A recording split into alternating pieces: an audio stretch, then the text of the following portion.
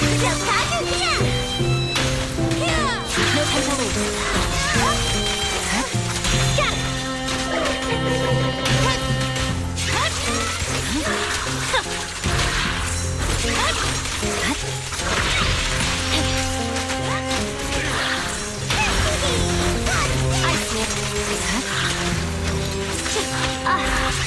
Watch out.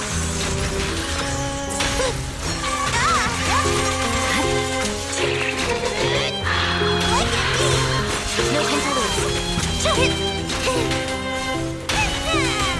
You're done.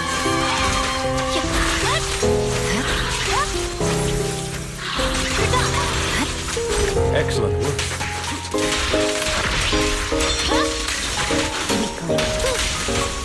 Victory, the only option.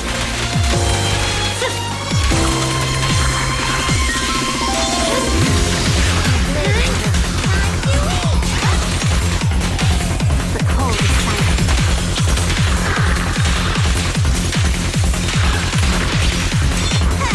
Here we go!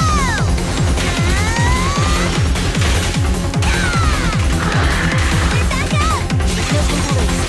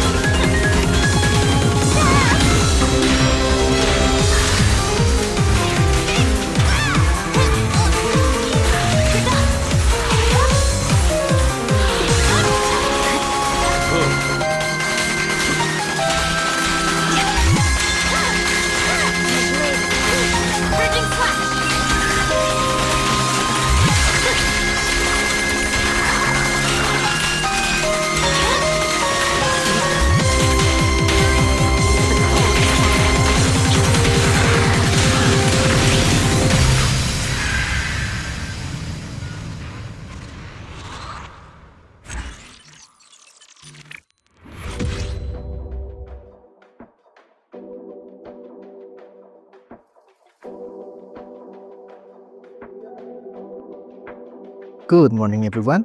Marionette HP just hit 90 million this season. So, do we need to increase the team cost to get a kill? Turns out, no.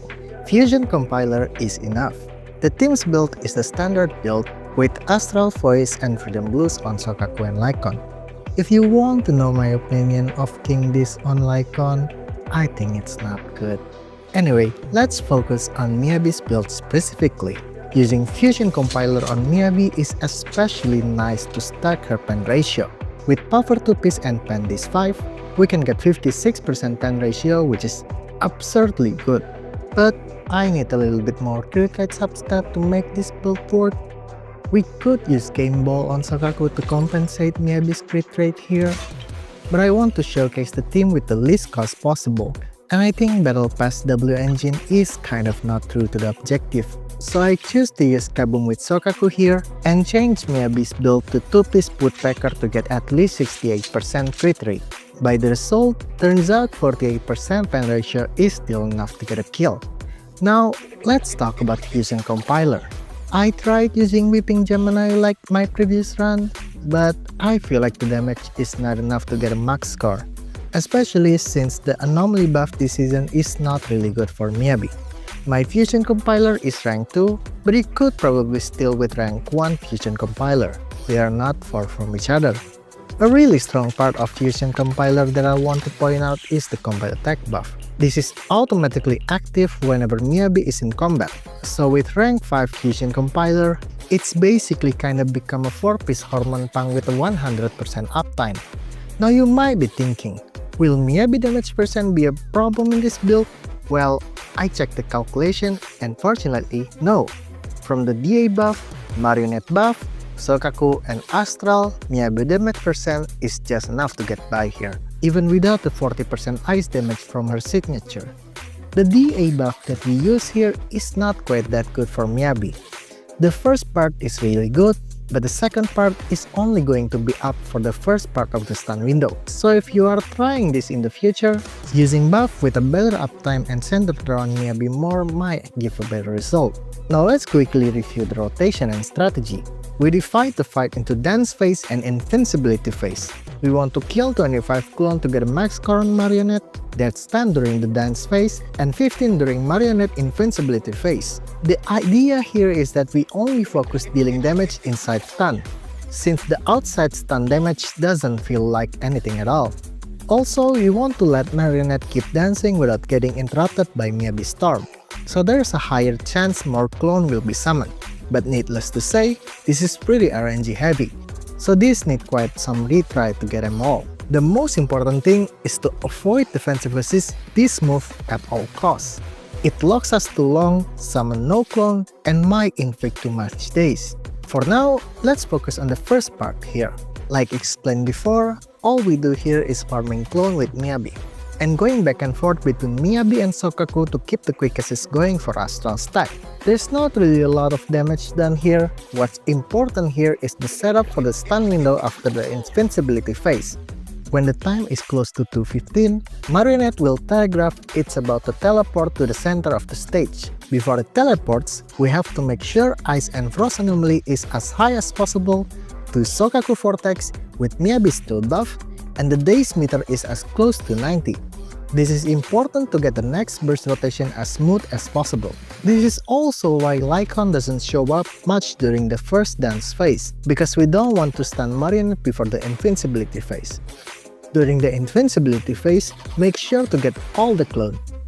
It's also good to stack dodge counter to maximize the current DA buff. And when Marionette lands, stun with Lycaon, then Frost with Miyabi EX. Now we start the burst rotation.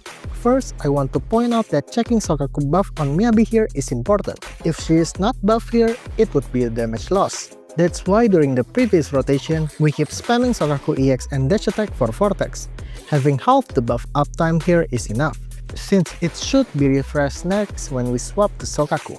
But in this fight rotation, the buff is actually run out a bit after the ultimate. This part could be improved. That's why it's best for Soukaku to have 2 Vortex before the stun. To ensure a kill, getting 3 hold basic inside stun here is important, and timing the freeze and frost to last as long as possible is good for them. Like here, freezing with Lycaon before Miyabi chain attack will make Marionette frozen during the whole chain attack. This gives enough time for Miyabi to sleep in extra level 1 hold basic during the burst. After that, we go back to dance phase. The next invincibility phase is going to be at around 120, so about 20 seconds from now. Just keep dodging the attack and farm the clone, and remember the setup before Marionette goes invincible. Here, we can use Lycaon ultimate to cancel Marionette animation so it goes to the next dance move faster. And here, getting Lycaon defensive assist is important to build days as close to 90 since we don't have much time. And getting quick assist with Soukaku right before Marionette teleports is the best scenario here. So the astral stack on Miyabi will still be maxed during the first part of the stun, and the rest will repeat just like the previous rotation. Needless to say, getting 65k will be easier if you remember Marionette dance move. So practice by repetition is inevitable. Remember, the art is the process, so don't be rushed and don't stress too much about it. During the last stun window, the sequence is not entirely ideal. I get locked in this annoying move, I missed the quick assist on Soukaku, so Miyabi astral stack got reset here. I freeze on Lycaon here, thinking should I wait until Marionette summon another clone or just immediately go to the last stun. But then I decided to just go to the stun since looks like there's not enough time. But the anomaly setup is not entirely ideal, and Miyabi EX did not prompt Frostburn here. There I checked Soukaku buff ran out, but we can refresh right after this. Despite all that, we keep pushing. Improvisation at the last 10 seconds of the fight always makes my heart racing. Luckily, there's enough time to deal the final blow. And that's all. Quick Miyabi Soukaku Lycaon gameplay this season. Do I have to remind you guys that this is the current best thing in the game? I feel like it's really easy to get a kill when I was using Miyabi signature. So I tried to switch to Gemini and Fusion Compiler to test how low is the floor. Anyway, I hope this video helps you and see you next time.